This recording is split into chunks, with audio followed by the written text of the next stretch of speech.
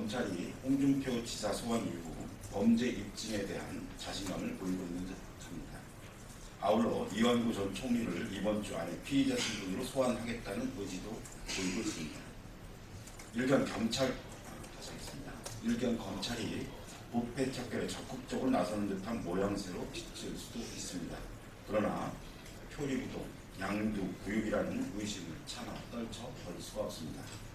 홍준표, 이완구 두 사람은 드러난 사실만 가지고도 이미 구속수사를 해야 할 것인데 이제야 소환을 하니마니 하고 있는 판입니다.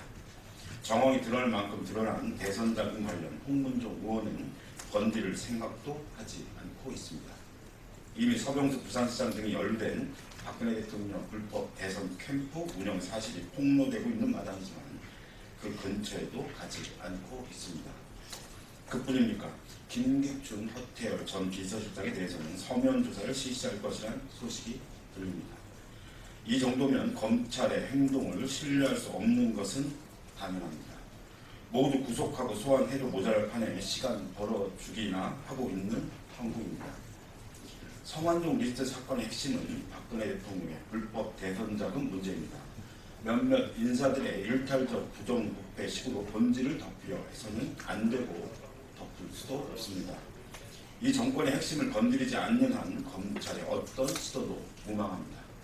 이제 검찰을 믿어야 할 근거는 어디에도 없어졌습니다. 당장 박근혜 대통령 불법 대선 자금 특검을 도입해야 하는 이유입니다. 더 이상 검찰의 수사 결과를 기다리는 것은 대통령, 국회 모두가 국민에 대해 직무 의료를 자처하는 뿐입니다. 즉각 특검 도입에 나설 것을 강력히 촉구합니다. 박근혜 대통령 불법 대선 캠프 운영했다는 언론 보도가 있었습니다. 관련해서 말씀드리겠습니다. 지난 2010년 대선에서 성완종 전 회장이 전달한 불법 대선 자금에 이어 이번에는 불법 선거운동의 실체가 필요한 건 드러났습니다.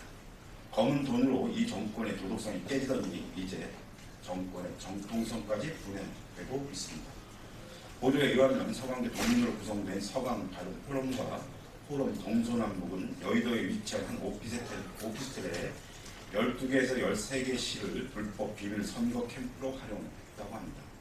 이 불법 비밀 캠프는 불법 SNS 선거운동, 유세단 연습실, 사무실, 회의실, 교육장 등으로 사용되었고 특히 서강대 동문들을 대상으로 불법 대선 자금 모금 운동까지 했다고 합니다.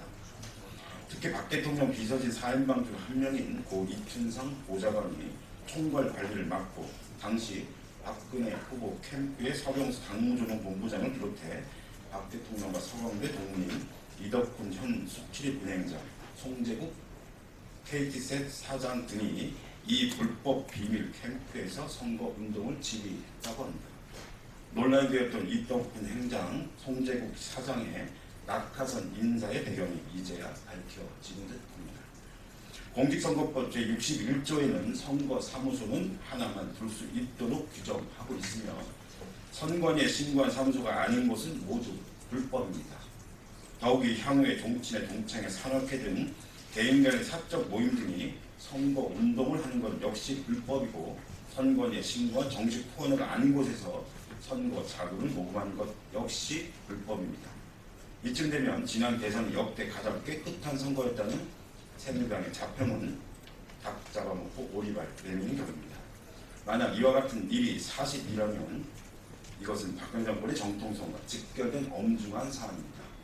국민의 선택이 아닌 온갖 불법과 탈법으로 성립된 정권이 되기 때문입니다. 국가정보기관의 불법 정치 개입도 모자라 불법 대선 자금, 불법 비밀 캠프까지 불법 선거운동의 종합 선물 세트입니다. 대체 지난 대선에서 무슨 일이 벌어진 것인지 국민은 엄중히 묻고 있습니다. 박근혜 대통령과 새누리당은 즉시 분명한 입장을 내놓아야 할 것입니다. 관련자들 역시 즉각 진실을 밝혀야 할 것입니다. 아울러 검찰은 불법 비밀 캠프에 대한 수사에 착수하고 모든 진상을 명백히 밝히겠습니다. 축하합니다. 이상입니다.